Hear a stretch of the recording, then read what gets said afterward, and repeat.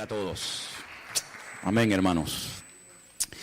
Me gustaría llevarles al libro de Éxodo, que es el segundo libro, empezando por el principio de la Biblia, porque una de las cosas que yo he dicho muchas veces aquí, cuando leemos la Biblia no es un libro que se escribió hace 2 días. La Biblia tiene miles de años.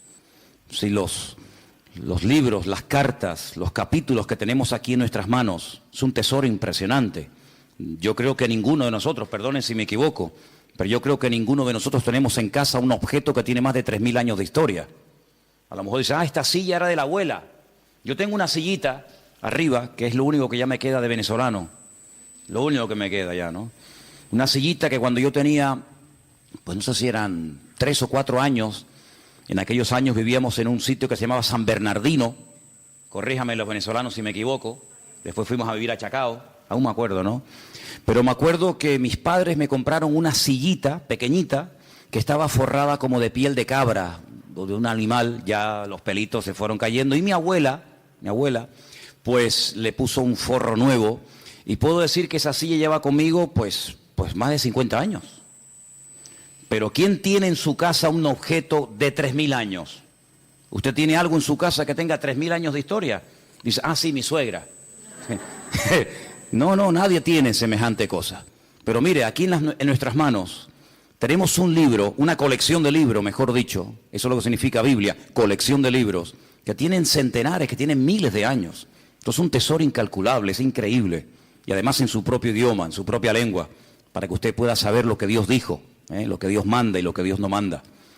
Y una de las cosas que yo he dicho cuando se acerca uno a las páginas de este sagrado libro, la Biblia, es que la gente en aquellos tiempos vivía muy diferente a nosotros.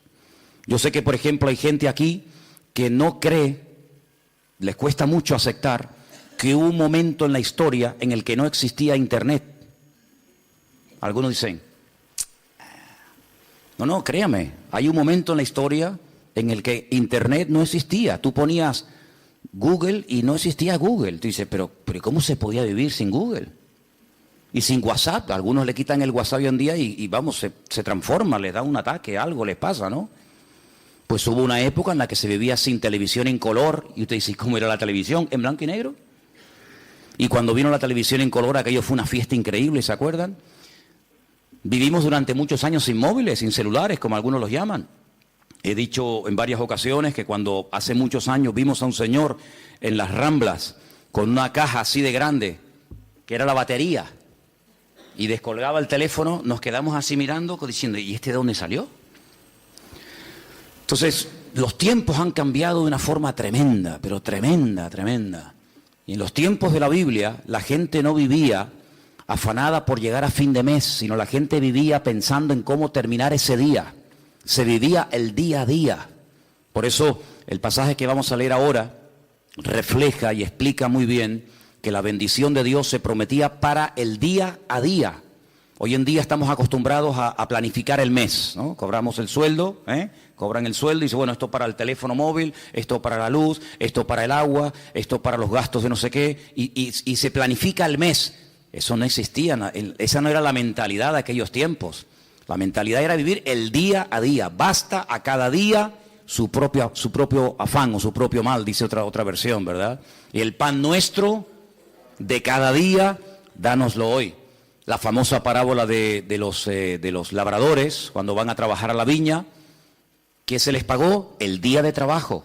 Entonces, cuando la gente terminaba el día y decía, hoy he comido, hoy he usado ropa y hoy voy a dormir bajo techo, gloria a Dios. Mañana, como se decía, Dios dirá. Mañana Dios dirá. Pero ¿quién vive hoy en día al día? Nadie. La gente enseguida planifica y la gente hace planes. Y bueno, el verano que viene me voy a ir de vacaciones a tal sitio o dentro de 3 meses y por eso están las agendas y por eso hay tantas historias. Pero en la Biblia no era así. En la Biblia era vivir el día a día. Desde que salía el sol hasta que se ocultaba el sol y ya está. Y hay un pasaje en el Antiguo Testamento, en el libro de Éxodo, capítulo 16, que voy a leer unos versículos para que vean qué interesante esta historia. Y dice, viendo los hijos de Israel, se preguntaron unos a otros, ¿y esto qué es? Ustedes saben la palabra maná, ¿no? Maná. La palabra maná en hebreo significa, ¿qué es esto? Maná. Majú, ¿qué es esto? Y por eso la palabra maná, que uno dice, bueno, ¿y qué significa? Significa literalmente, ¿qué es esto? Pues dice aquí, cuando vieron aquello, dijeron, ¿qué es esto? Porque no sabían qué es lo que era. Entonces Moisés le dijo, este es el pan que el Señor os da para que coman. Esto es lo que el Señor os ha dado, recoged de él cada uno según lo que pudiera comer, un gomer por cabeza, conforme al número de vuestras personas. Tomaréis cada uno para los que están en su tienda. Los hijos de Israel, dice versículo 17, lo hicieron así. Unos recogieron más y otros recogieron menos. Y lo medían por gomer, y no sobró al que había recogido mucho, ni faltó al que había recogido poco. Cada uno recogió conforme a lo que había de comer. Moisés les dijo, ninguno deje de ello para mañana. Algunos decían, ¿y si mañana no cae el maná?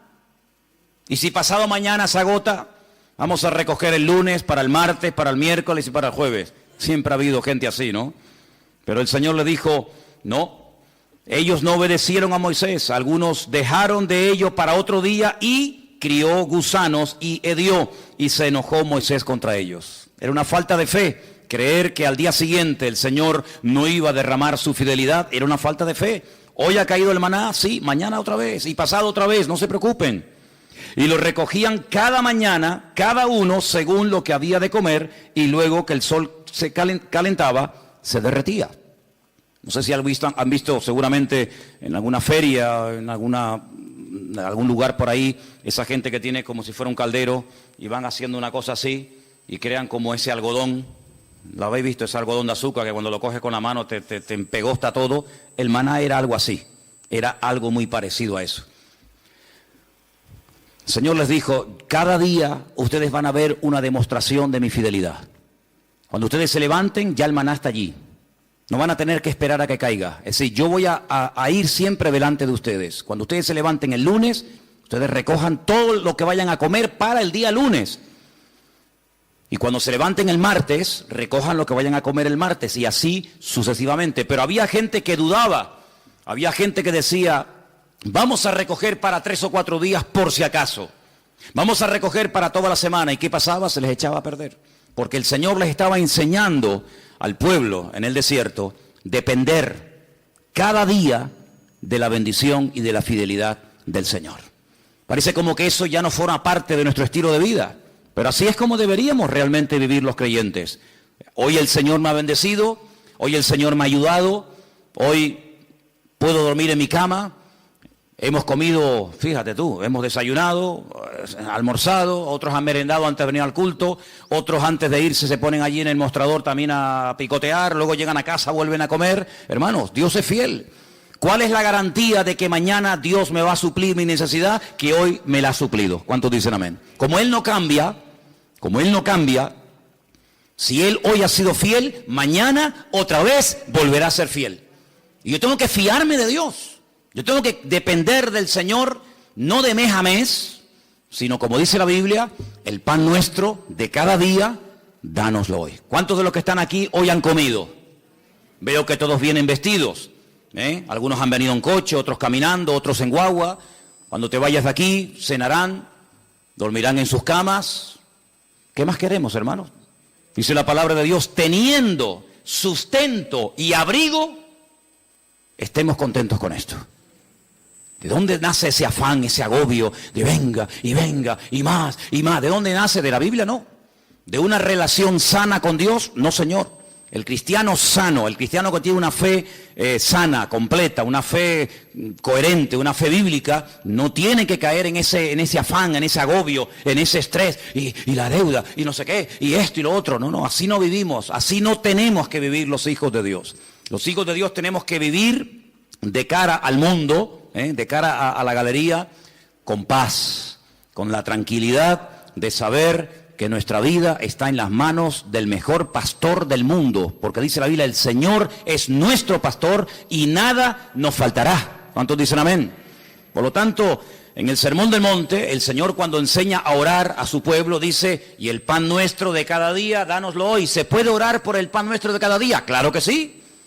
Pero en ningún momento tenemos que estar preocupados por los próximos 15 días, por la próxima quincena, por el próximo mes. Eso no es bíblico, eso no es bíblico. El Señor quiere que aprendamos a depender de Él, a confiar en Él cada día, sin preocupaciones, sin agobios, sin estrés. Ya sé que esto a lo mejor suena locura. Ya sé que la gente de la calle, la gente que no tiene a Dios, pues no viven así. Pero es que usted no tiene que imitar al mundo, usted tiene que imitar al Señor Jesucristo y obedecer su palabra. Hay un texto muy interesante que yo lo he leído muchas veces, de hecho no quiero exagerar, pero casi a diario lo leo, y se encuentra en Deuteronomio. Es un pasaje buenísimo, buenísimo, que de vez en cuando pienso yo que deberíamos de leer. Está en Deuteronomio capítulo 8, del versículo 11 en adelante. Es buenísimo este pasaje, de verdad que es una bendición de Dios el poder tener esto en nuestras manos. Dice, cuídate de no olvidarte del Señor tu Dios. Y yo pregunto, ¿y se puede acaso alguien olvidar de Dios? Porque te puedes olvidar, no sé, de las llaves, del móvil. Te puedes olvidar de dónde dejaste el coche. Yo me acuerdo hace años, venía por la calle esta de la iglesia con el casco de la moto en la mano. Y me metía en el bar de aquí al lado a tomar un cortado. Y un hermano, me dice, ¿de dónde vienes? Digo, no, tuve que ir abajo a Santa Cruz a hacer unas cosas. Y me dice, ¿y tú vas por la vida con un casco debajo del brazo? Digo, ¡ay, la moto! Y la dejé en la Plaza de España. Yo me vine desde la Plaza de España hasta aquí con la moto, con el casco de la moto bajo el brazo. Vamos, simplemente mirando el casco, sabes que, mijo, el casco es para usarlo en la moto. Pues me olvidé de la moto. Y un día tuve que llamar al segurita del Carrefour allí en La Laguna, porque para mí es que me habían robado el coche. ¿Y qué va? Me van a robar el coche estaba en otro sitio, pero volví loco a medio centro comercial. Mire, que me robaron el coche, que llame a la policía, que no sé qué, y el coche estaba donde yo lo había dejado, pero yo no me acordaba. Y a veces hemos visto en alguna playa por la megafonía, el niño Pedrito García Rodríguez, con una camisita roja y un pantalón amarillo y unos calcetines verdes. Se ha perdido, por favor. Pero perder a Dios, olvidarse de Dios. ¿Cómo se puede una persona, cómo se puede olvidar un joven, cómo se puede olvidar una familia de Dios? Pues hermanos, parece mentira, pero hay gente que incluso llegaron a servir a Dios y se olvidaron completamente de Él. Y por eso el Señor, sabiendo que somos así los seres humanos, dice en este versículo, cuídate, tengan cuidado de no olvidarse del Señor vuestro Dios, para cumplir sus mandamientos, sus decretos, sus estatutos que yo te ordeno hoy. Versículo 12. No suceda que comas y te sacies y edifiques buenas casas en las que habites, y tus vacas y tus ovejas se aumenten, y la plata y el oro se te multipliquen, y todo lo que tuvieres se aumente, y se enorgullezca tu corazón, y te olvides del Señor tu Dios, que te sacó de la tierra de Egipto, de la casa de servidumbre, que te hizo caminar por un desierto grande y espantoso, lleno de serpientes ardientes y de escorpiones y de sed, donde no había agua, y Él te sacó agua de la roca del pedernal, que te sustentó con maná en el desierto, comida que tus padres no habían conocido, afligiéndote y probándote para a la postre hacerte bien.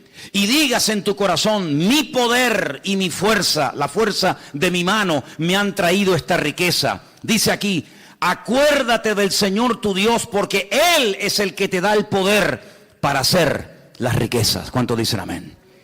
Esa es mentira, ¿no? Gente que ha prosperado, gente que le ha ido bien en la vida, que en fin, que han aumentado sus negocios, su patrimonio, etcétera, y se les suba a la cabeza el éxito y digan, no, es que yo tengo todo esto por mi fuerza, por mi sabiduría, por mi poder. Usted dice, no, a mí eso no me puede pasar. No lo digas, porque como lo diga, a veces al final te va a terminar pasando. El hombre es así, hermanos. El hombre, mientras depende del Señor, se mantiene humilde, se mantiene sometido al Señor, pero como parece que a veces la riqueza o la abundancia se le vuelve en su contra, pueden incluso llegar a olvidarse del Señor, del Creador. Dice, el que te sacó de Egipto, el que cuando eras un esclavo y nadie daba un duro por ti, yo te compré y te saqué de la tierra de esclavitud y te conduje por el desierto y te di agua y te di maná y te di todo lo que necesitaba. Y ahora que llegas a la tierra prometida te olvidas de mí, porque crees que ha sido tu sabiduría, tu fuerza, tu experiencia en la vida la que te ha llevado de la nada a la cumbre, y te equivocas. Ten mucho cuidado y guarda tu corazón, dice la Biblia. Porque soy yo el que te da la sabiduría, soy yo el que te da el poder para hacer las riquezas.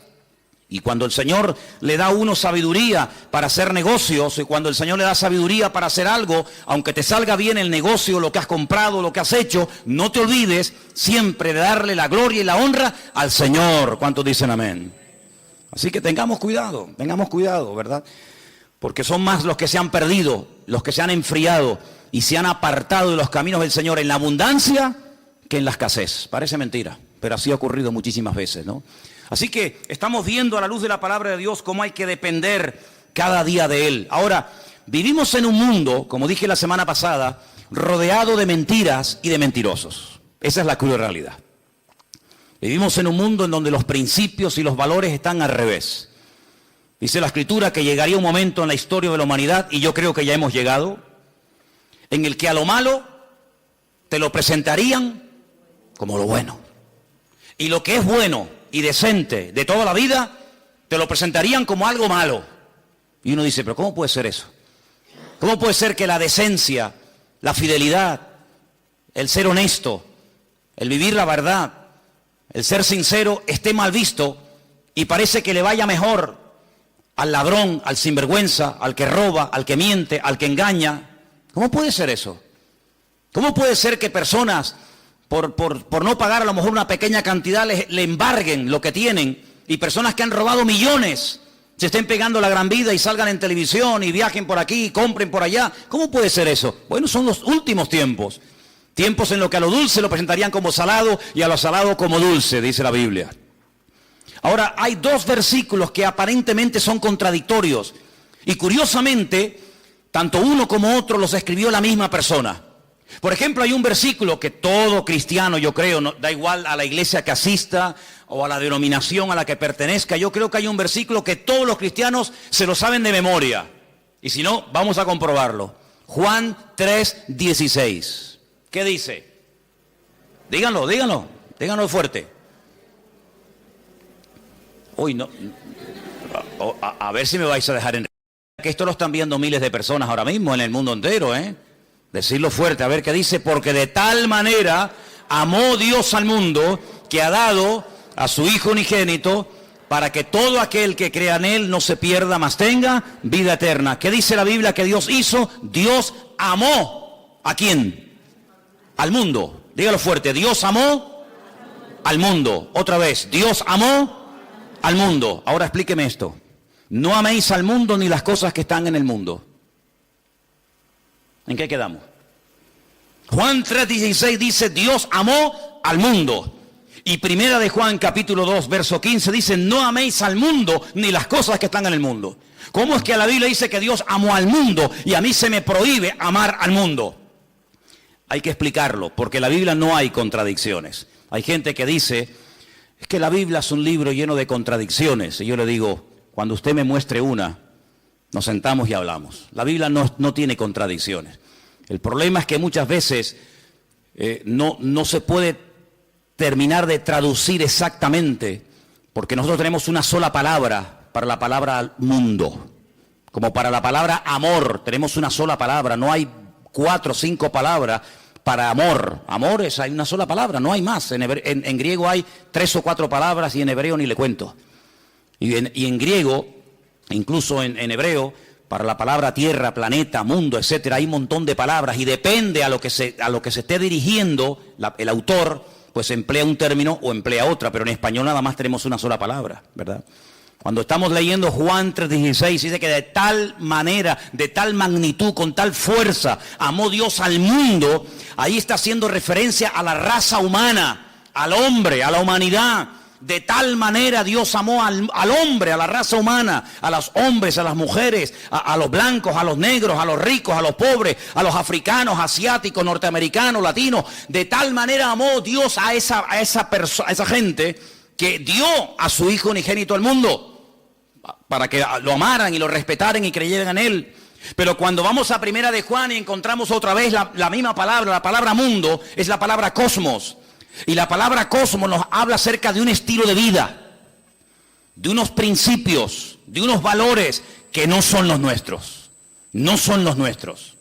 ¿Usted no ha oído alguna vez la expresión de decir, mira, Di una mentira de estas piadosas. De hecho, incluso hasta cuando éramos católicos, se nos decía que había dos tipos de pecados. Bueno, se nos decía, no, se siguen diciendo. Pecados mortales y pecados veniales, ¿sí o no? Amigo. Es decir, que hay pecados que son graves delante de Dios y pecados que, bueno, que Dios hace la vista gorda, no pasa nada. Una mentirijilla de vez en cuando, para salir del paso, ¿sí o no? Eso se nos ha enseñado toda la vida. Cuando vamos a la palabra nos encontramos que hay un sistema, un estilo, una filosofía de vida que es totalmente opuesta a nuestro estilo de vida. ¿Por qué? Porque en el mundo, cuando 2 o 3 o 4 hombres se juntan en un bar, en un negocio, donde sea, y comienzan a hablar, ¿de qué suelen hablar? De mujeres. Y presumen de las veces que han engañado a sus esposas. Y presumen de que tuvieron relaciones con esta y con aquella y con la otra y con mengano. Sin embargo, eso en el círculo cristiano se nos tendría que caer la cara de vergüenza y darnos vergüenza de haber hecho eso. Son puntos de referencia completamente diferentes. Y en el mundo es normal mentir, y en el mundo es robar, pues decir, mira, sí, y era no, o no, cuando era sí, o decir, ¿cuánto tienes? 5, y es mentira, tienes 10. En el mundo todo eso es normal. Y cuando dice la Biblia, no améis al mundo, se refiere, no imites la forma como vive la gente. Una cosa es que Dios amó al hombre, y otra cosa es que Dios ame a los pecados del hombre, que son dos cosas completamente diferentes. ¿Dios ama a una etarra, a un asesino, a un violador? ¿Sí o no? Por supuesto que sí. ¿Faltaría más? Si no, madre mía. Pero eso quiere decir que Dios ama su estilo de vida. Eso quiere decir que Dios ama la mentira, el engaño, el soborno, el adulterio, la fornicación, la extorsión. No, Señor. Una cosa es que Dios ame a la persona, y otra cosa es que Dios acepte y ame y tolere el estilo de vida de esa persona. No nos confundamos. Por eso dice la Biblia que cuando viene por ahí alguna persona que dice, que yo soy cristiano, yo soy pastor, yo soy hijo de Dios, yo soy siervo de Cristo, yo soy esto, yo soy aquello, apóstol, como algunos van por ahí también diciendo, pues hermano, por sus frutos los conoceréis. Y por eso dice la Biblia que hay que probar los espíritus, porque no todos los espíritus son de Dios. Y por eso encontramos en la Biblia falsos evangelistas, falsos pastores, falsos maestros, falsos apóstoles, etcétera, etcétera. ¿Por qué? Porque Dios ama a todo el mundo por igual, pero denuncia y no tolera el pecado y el desorden de nadie. ¿Cuántos dicen amén? Entonces no nos confundamos cuando dice que Dios amó al mundo, la raza humana, y cuando nos dice en 1 de Juan, capítulo 2, como hemos leído, que no tenemos que amar al mundo. Porque dicho sea de paso, el texto sigue diciendo, si alguno ama al mundo, es decir, el estilo de vida del mundo, la filosofía del mundo, los principios del mundo, el amor del Padre no está en él.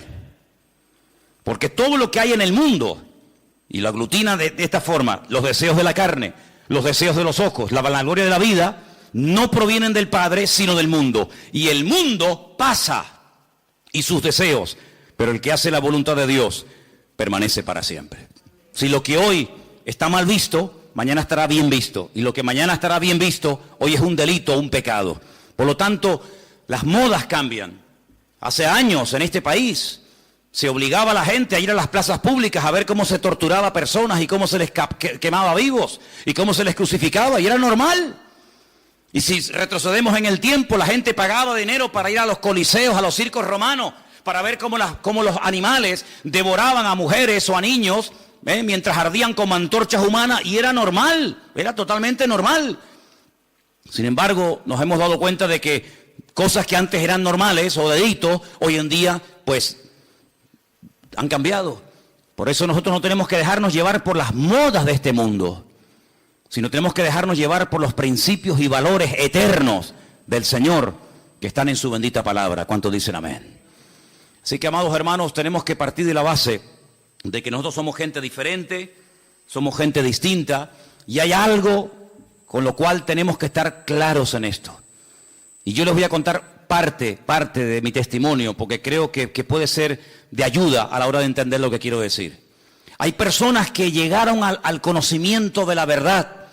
Hay personas que les nació en su corazón el deseo de buscar a Dios porque empezaron a leer los evangelios o empezaron a leer la Biblia. Conozco muchísima gente que me dice, no, yo un día me compré una Biblia, o alguien me regaló una Biblia, un Nuevo Testamento, como esta que estáis ofreciendo los hermanos moteros, ¿no? Bueno, te llega la Biblia, empiezas a leerla, y empiezas a interesarte, empiezas a darte cuenta de un montón de cosas y se despierta algo en ti que te lleva a una búsqueda de la verdad y buscando, pues encuentra. ¿Y a quién encuentra? Al autor y al consumador de la fe, que es Cristo Jesús, ¿sí o no? Pero a mí no me pasó eso. Yo fui al revés. Yo no había leído en mi vida la Biblia, jamás. No me interesaba. Yo no sabía ni lo que era una Biblia. A mí no me llegó el conocimiento de Dios, ni el deseo de buscar a Dios por la lectura, por el estudio, por indagar, por buscar la verdad. Es que a mí no me interesaba buscar la verdad, pero en absoluto.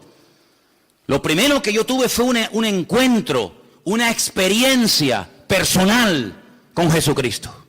Yo no había leído la Biblia en mi vida. Entonces cuando yo entré por primera vez en mi vida a una iglesia, yo le dije literalmente a Dios, es que yo no creo en ti. Es que yo no creo en ustedes, yo no creo en pastores, ni en iglesia, ni en Biblia, ni en cura, yo no creo en nadie. Yo tenía un montón de problemas físicos, espirituales, de toda índole. Pero yo desafié a ese Dios del cual ese hombre estaba esa tarde predicando allí y le dije, bueno, si tú existes, no es que dije, como tú existes, no. Si tú existes, ayúdame a salir de este infierno en el que yo estoy.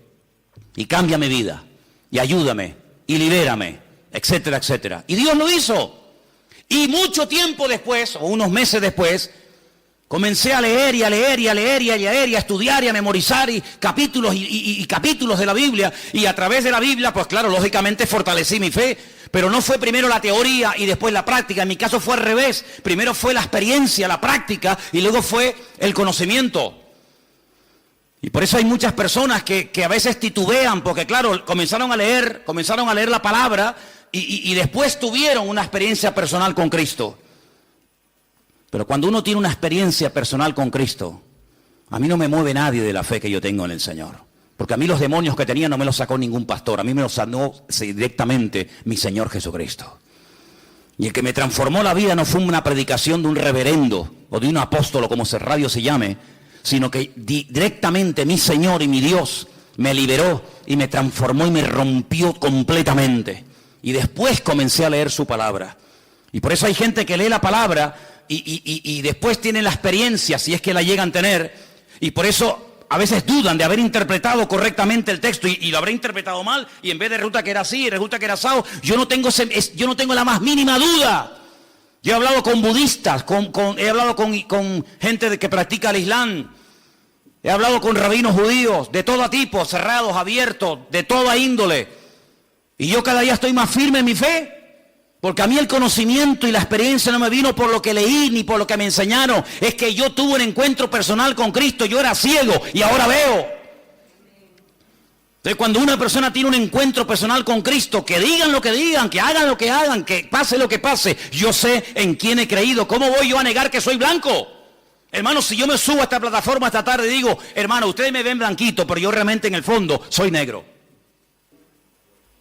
Usted dirá, bueno, hermano, usted de lo que quiera, pero usted se le ve por fuera y usted tiene piel blanca. No, mire, hermano, es que yo soy moreno, mulato y soy mujer. Pasa que ustedes me ven con otra visión. No puedo negar, yo no puedo negar lo que soy. Pues exactamente igual le digo espiritualmente. Yo no puedo negar que Cristo un día me sanó, me liberó y me transformó la vida. Y no lo leí en la Biblia, no lo leí en un libro, lo sentí, lo experimenté personalmente. Por eso cada vez que voy a Israel, cuando vengo más firme en mi fe. Y no es que voy allí y digo, ay, a lo mejor creía al revés de como yo era. No, es que me da igual. Porque yo no fui al convencimiento de la verdad por lo que leí, sino por lo que viví y por lo que experimenté. Y cuando una persona experimenta algo, no desde la teoría, sino desde la práctica, ese hombre y esa mujer no lo tumba, ni lo sacude nada, ni nadie. ¿Cuántos dicen amén?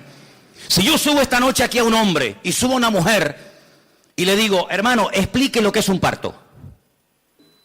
Y diga, bueno, pues un parto... Pues un parto es un parto, ¿no? Tienes dolores, hay un momento como se rompen aguas, se llama, ¿no? Corríjame porque yo en esto estoy fatal, ¿eh? Se rompen aguas, te entran dolores, empiezan a dilatar, no sé qué, no sé cuánto, tienen que llevar a la clínica y te suben allí en aquellos aparatos y te dice, sopla, aprieta, no, ahora sí, ahora asado, ¿sí o no? Qué malo soy, soy fatal. Asuman ustedes una mujer aquí que haya parido y dice, mira Manolo, cállate la boquita, anda. Un parto no tiene nada que ver con lo que tú has dicho.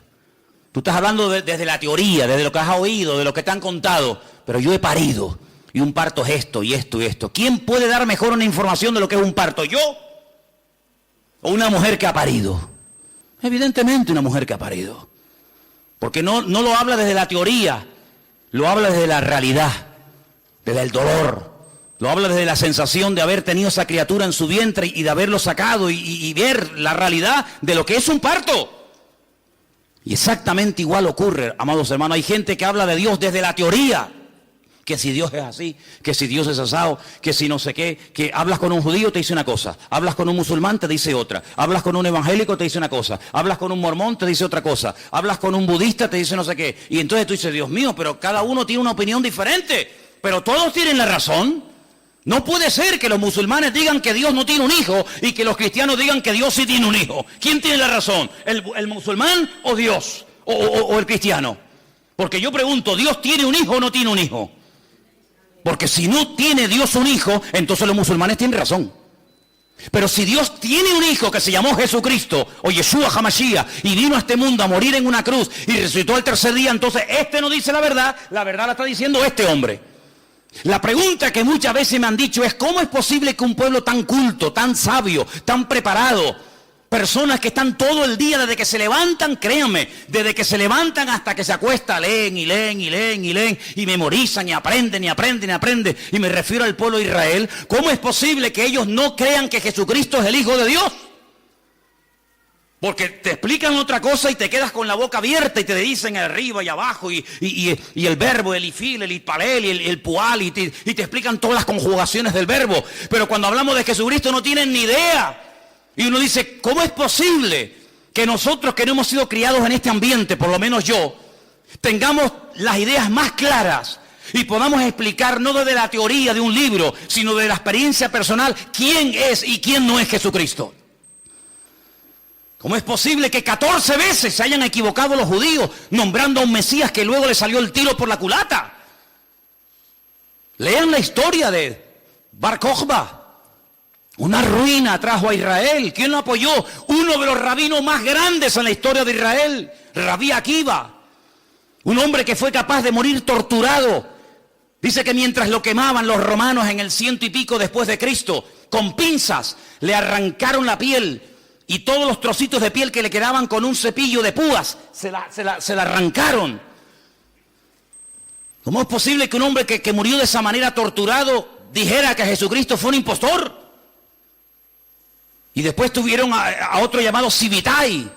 Y ese fue una ruina total porque la mayoría de los judíos del mundo entero lo reconocieron como el Mesías. Y al final, cuando lo apresaron los turcos, cuando lo prendieron los musulmanes, le dijeron, o claudicas de esto, o te matamos. Y se convirtió al Islam.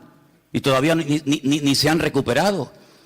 ¿Y cómo es posible que hace unos años, en todas las calles de Israel, en los taxis, en las guaguas, en los colegios, en la radio, en la televisión, por todas partes había pancartas, que viene el Mesías, que viene el Mesías, que viene el Mesías, el viejito Lubavitch, un viejito así chiquitito, ese es el Mesías, y resulta que se murió, y todo el mundo dice, uy, ¿ahora? Y ahora eso que le estaban esperando y lo habían proclamado como el Mesías, dice, no se preocupen, de un momento a otro resucita, y viene y está entre nosotros otra vez. Y yo digo, Dios mío, ¿cómo es posible que esa gente tan culta y repito, tan sabia y que profundiza tanto la Escritura se hayan equivocado tantas veces? No una, ni dos, ni tres, ni cuatro, muchas veces proclamando a falsos mesías. Bueno, es que eso está escrito. Eso no es producto de la casualidad. Es que eso ya lo profetizó el Señor en el libro de Isaías capítulo 29. Y quiero leértelo para que veas, es algo impresionante. Que lo que les ha ocurrido estaba escrito, estaba profetizado y no nos tiene que sorprender. Y dice en Isaías capítulo 29 a partir del versículo 10, ceguera e hipocresía de Israel. Fíjate qué curioso el capítulo, ¿no? Yo sé que los nombres de los capítulos no son, digamos, inspirados, originales, pero solamente se le llama a este capítulo la ceguera espiritual de Israel. Y mira lo que dice aquí. Porque esto se escribió antes del nacimiento de Cristo, no se escribió en el Nuevo Testamento. Ah, claro, eso lo escribió Pablo, lógico. Es normal que Pablo o Pedro o Juan o Santiago o Mateo digan eso. No, no, no. Esto lo escribió Isaías antes del nacimiento de Cristo. Cómo él proféticamente recibe la revelación de cómo iba a actuar esa gente. Y dice así: porque el Señor derramó sobre vosotros espíritu de sueño. Esto es un judío hablándole al pueblo de Israel. Dios derramó sobre vosotros espíritu de sueño y cerró los ojos de vuestros profetas y puso velos sobre las cabezas de vuestros videntes. Ah, ahora entiendo. Ahora entendemos, claro. Y os será toda visión como palabras de libro sellado. Por eso leen y leen y leen y leen y memorizan y aprenden y no entienden. El cual si dijere al que sabe leer y le dijeren, lee ahora esto, él dirá, no puedo porque está sellado. Y si se le diera el libro al que no sabe leer, le dicen, lee ahora esto, y él dice, es que no sé leer. Dice pues el Señor, escucha bien la explicación de Dios, estas son las palabras de Dios al pueblo de Israel, porque este pueblo se acerca a mí con su boca y con sus labios me honra, pero su corazón está lejos de mí. Y su temor de mí no es que un mandamiento de hombres, como dice otra versión más cercana al original, un mandamiento enseñado y aprendido de memoria, que les ha sido enseñado. Por tanto, he aquí que nuevamente excitaré yo la admiración de este pueblo con un prodigio grande y espantoso, porque perecerá la sabiduría de sus sabios y se desvanecerá la inteligencia de sus entendidos. Ahora puedes ver cómo un niño en la escuela dominical, un domingo a la tarde, es capaz de ver en Juan capítulo 1, cómo el verbo, que en un principio era Dios, se hace hombre, se humana, se encarna y habita entre nosotros y vemos su gloria. Y no tiene ningún problema en aceptar eso. Y después te encuentras a un hombre que lleva 70, 80 años de su vida leyendo 16 horas por día la Biblia, de por la mañana hasta por la noche. Y es incapaz de ver a Cristo en las Escrituras. ¿Por qué? Porque el profeta Isaías dijo, en los últimos tiempos derramaré un espíritu de ceguera en vuestros videntes, en vuestros profetas, en vuestros sabios, de tal manera que van a leer y dice como que no lo puedo leer porque no lo entiendo. Es como si estuviera sellado. Increíble, increíble. Ya sabemos que en los últimos tiempos el Señor tratará de una forma especial. Pero lo importante es que todos y cada uno de nosotros valoremos el hecho de haber podido entender el Evangelio, porque haber entendido el mensaje, el propósito por el cual Cristo vino a este mundo nos ha cambiado la vida, ¿sí o no?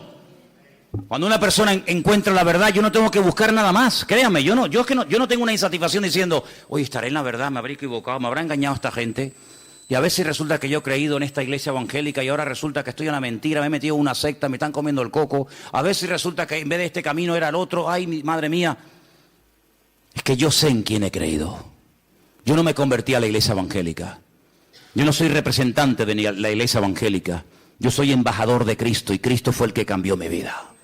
Y me reúno aquí porque con ustedes me siento a gusto y porque creo que todos tenemos una experiencia en común. Pero si así no fuera, probablemente buscaría otro lugar donde poder congregarme. Pero no porque me haya convertido a una iglesia llamada iglesia evangélica. Yo no me he convertido a nadie, ni he cambiado de religión. Yo he pasado de muerte a vida, porque Cristo ha perdonado todos mis pecados y de ahí no me muevo ni a palo. ¿Cuántos dicen amén?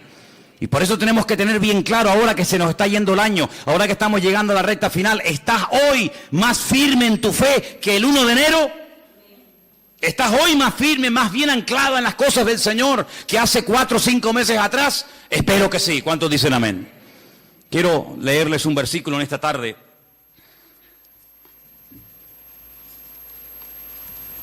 Y antes de buscar ese texto que se encuentra en Apocalipsis, en el capítulo 3, déjenme que les diga algo. Cuando uno empieza a leer la Biblia desde el principio, uno se va a dar cuenta de que cuando Adán y Eva pecaron, y ahora hablaremos un poquito de esa mujer también, quedaron desconectados del Señor. Desconectados completamente. Todo cambió, todo. Aquel hombre y aquella mujer eran perfectos. Y usted y yo no somos perfectos, sabíamos eso, ¿no? Si te crees perfecto, díselo a tu mujer a ver qué te dice y ya verás cómo te recuerda que no lo eres. Así de claro. Qué maravilla el ojo humano, ¿eh? Qué maravilla poder ver en colores. Porque nosotros vemos en colores, ¿sí o no? ¿Usted ve en colores? Hay algunos que confunden, ¿no?, el rojo con el verde con el amarillo, pero generalmente el hombre ve en colores, vemos en 3 dimensiones. Podemos ver de cerca, de lejos, enfoca de una forma maravillosa. Pero usted sabe que de todo lo que hay aquí que se podría llegar a ver, solamente vemos el 1%. Nuestro ojo solamente percibe el 1% de todo lo que podríamos llegar a ver. Adán veía al 100% sin ningún problema. Veía a los ángeles, veía el mundo espiritual y natural de una perfección tremenda. ¿Qué le parece? El cerebro del ser humano dice que está dividido en 2 y que solamente funciona una parte. Yo a veces hasta lo dudo que funcione esa parte. Y Dios pone un miembro en nuestro cuerpo para que funcione la mitad. No tiene sentido. El cerebro de Adán funcionaba a la perfección y veía la esencia de las cosas con una claridad nítida, sin problema, ¿verdad? Y sabemos que el hombre está por debajo de todos sus niveles. Seguramente Adán era capaz de meterse debajo de un río y estar 3 horas metido debajo del agua. Y veía perfectamente, porque era un ser perfecto, completo, no le faltaba nada. Probablemente, sabe Dios, hasta con el pensamiento podría trasladarse de un lugar a otro y volar. Yo qué sé lo que aquel hombre podía haber llegado a hacer. Sin embargo, el pecado lo deterioró todo. El pecado lo reventó todo. No somos ni la sombra de lo que un día el Señor creó. El mundo era perfecto, el mundo que tenemos no es perfecto. Vayan a Madrid ahora, van a ver esa capa, esa nube negra encima, ¿verdad? El otro día las imágenes de Pekín, los pobres chinos con máscara, allí ahogándose, asfixiándose. Este mundo no tiene nada que ver con el mundo perfecto y maravilloso que el Señor creó. Pero a pesar de la rebelión y del pecado del hombre, Dios proveyó un sistema, y eran los sacrificios. ¿Y qué hace Abel? Presenta un sacrificio, ¿para quién? Para él. Él tiene deseo de acercarse a Dios y presenta un sacrificio para él, pero no lo podía hacer para otra persona. Pero cuando avanzamos en la historia, vemos que llegamos a Egipto y vemos que ya Dios dice, bueno, ahora no solamente el hombre puede acercarse a Dios a través de un sacrificio de animales, sino que ahora el papá, el cabeza de la casa, puede presentar un sacrificio para la familia. Y dice que sacrificaban un cordero para toda la familia. Así que de uno individual pasó a toda la familia. Y después resulta que cuando seguimos avanzando en la relación con el Señor, encontramos que una vez al año se mataba un cordero para toda la nación. Así que pasamos de uno, pasamos a la familia, y de la familia pasamos a la nación. ¿Pero de qué nación estamos hablando? De la nación de Israel. ¿Y todas las demás? No entran, están fuera del pacto, están fuera. Pero cuando vino el Señor Jesucristo, ¿por quién vino a morir? Por toda la raza humana. Y ahí entramos tú y yo, queridos hermanos, los que estaban, los que aún no habían nacido. Y por eso yo te pregunto, en estos últimos días, en estas últimas semanas que nos quedan para concluir este año 2015, ¿tú has tenido ya tu encuentro, tu experiencia personal con Cristo? ¿O simplemente lo que estás es aprendiendo y creciendo en el conocimiento? Está bien todo eso, pero lo importante no solamente es saber muchas cosas, sino tener tu experiencia con el Señor. Porque si mañana nos quitan las Biblias, si mañana nos cierran los templos y ya no podemos depender de un culto, de una predicación o de un pastor, ¿qué va a pasar con nosotros? Nada. ¿Por qué? Porque estamos conectados a través de nuestra propia experiencia con la fuente de la vida, porque tenemos nuestra propia experiencia con Cristo. Y ya no dependemos de un pastor, de una iglesia, de un predicador, de la internet, sino dependemos directamente de nuestro Señor Jesucristo. ¿Tú tienes esa línea directa con Él? ¿Tú lo conoces como tu Señor y como tu Salvador, o como el Dios que aquí se predica? Porque hay gente que dice, no, es que cuando hablan de nosotros dicen, sí, porque ustedes creen en no sé qué y se quedan como al margen. No, yo no hablo de ustedes, yo hablo de si tú conoces al Dios vivo y verdadero. ¿O es que acaso el Dios del evangélico es diferente al Dios del católico? ¿No hay un solo Dios? Bueno, pues a ese único Dios del cual hablamos y predicamos, ¿lo conoces personalmente? ¿Tienes un encuentro con Él? ¿O para saber algo de Él tienes que buscar en Mateo? ¿O para saber algo de su esencia y de su carácter tienes que ir a los Salmos o al Apocalipsis o por aquí y por allá? No, no hace falta que vaya por aquí y por allá, porque yo sé quién es y conozco a mi Padre y sé lo que le agrada y lo que no le agrada. La gente más espiritual, la gente que más creció en su relación con el Señor, nunca leyeron la Biblia, porque no la tenían. Abraham no leyó nunca la Biblia. Jacob, Isaac, José, personas que nunca leyeron la Biblia, pero ellos conocían a Dios, no por lo escrito, sino por lo que habían experimentado Y José era capaz de rechazar a la mujer de Potifar, diciendo, ¿cómo voy yo a pecar contra mi Dios? Pero hijo, ¿dónde está escrito que eso es pecado? Aquí en mi alma está escrito, porque yo conozco la voz de mi Señor y sé lo que le agrada y lo que no le agrada, aunque nunca haya leído la Biblia y aunque nunca me haya congregado en ninguna parte. Yo conozco a mi Dios y sé que a mi Dios eso no le agrada. Y eso es a lo que tenemos que llegar, hermano, a tener un encuentro personal con Cristo. Y por eso hoy comí, hoy cené, hoy vengo vestido, pues mañana me voy a levantar con la seguridad de que se va a volver a repetir otra vez lo mismo. ¿Por qué? Porque grandes son sus fidelidades cada mañana y cada día. ¿Cuántos dicen amén? Apocalipsis capítulo 3, el texto que les quería leer, dice que Él, por cuanto hemos guardado su palabra y no le hemos negado, ni con los hechos, ni con las palabras, nos guardará de la hora de prueba que ha de venir sobre todas las naciones de la tierra. El otro día, creo que lo comenté y termino, decían que en los estatutos, en las leyes de la ONU, hay un artículo que dice que cuando 5 naciones pelean, cuando 5 naciones, digamos que entran en un conflicto bélico, en ese artículo se encuentra la expresión de que ya se puede hablar de una tercera guerra mundial. En este momento hay 10 naciones, no 5, 10 naciones peleando contra un enemigo en común. Y por eso ellos dicen que oficialmente ya se puede decir, ya se puede declarar que estamos ya en una tercera guerra mundial, donde Inglaterra, Francia, Estados Unidos, Rusia, Arabia Saudita, etcétera, etcétera, ya han entrado en un conflicto que no tiene marcha atrás. Estamos en la recta final no solamente del 2015, estamos en la recta final de la historia de la humanidad. Y en estos últimos tiempos, el Señor todavía sigue llamando a los corazones de los seres humanos.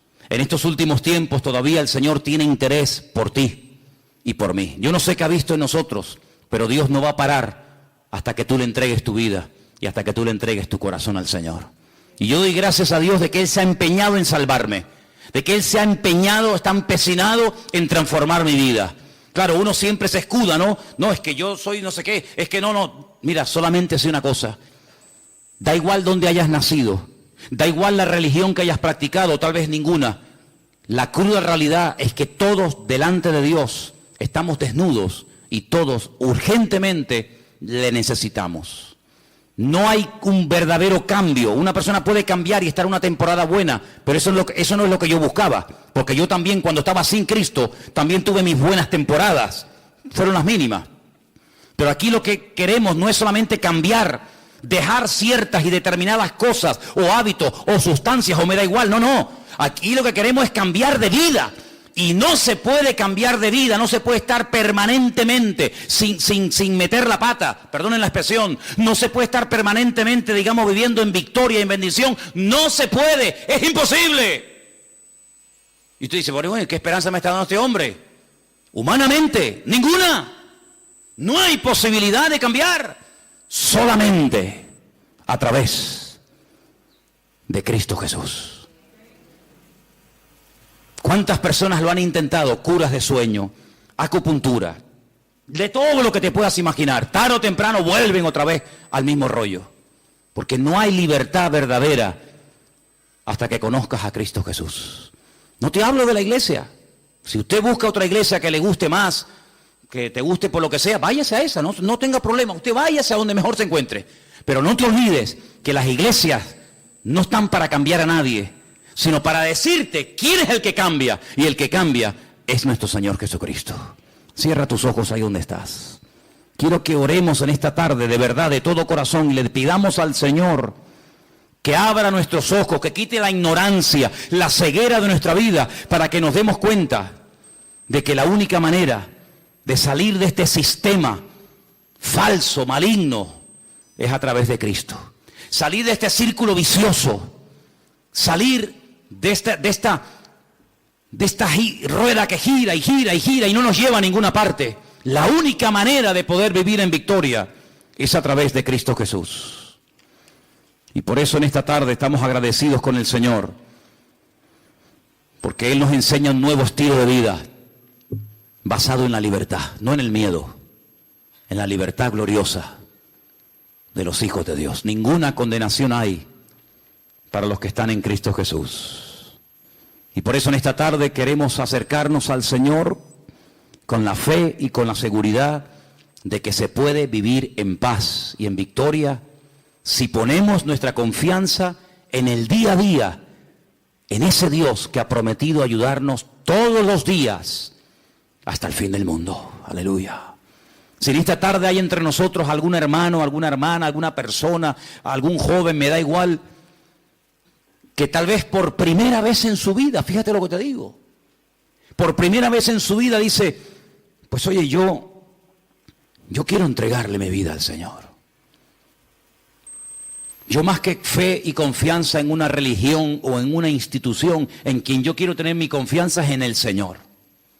Porque uno oye cada cosa de los que se dedican a la religión que te quedas con la boca abierta. Pero yo no te hablo de religión, yo te hablo del Señor. Y a mí quien me sacó los demonios y quien me cambió la vida fue mi Señor. No una iglesia ni un pastor. Y yo te hablo de ese Señor que te ama y te quiere liberar y te quiere bendecir. Si tú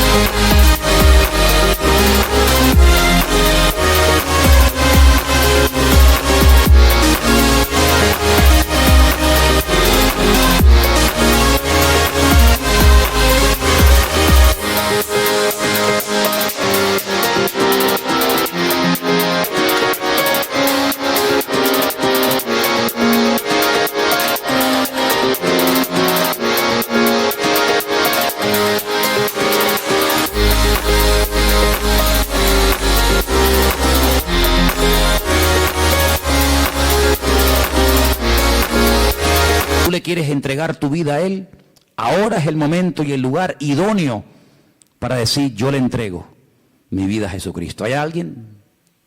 ¿Quieres levantar tu mano y oro por ti un momentito? ¿Alguien le quiere entregar su vida al Señor por primera vez? Dios te bendiga. Dios te bendiga, valiente.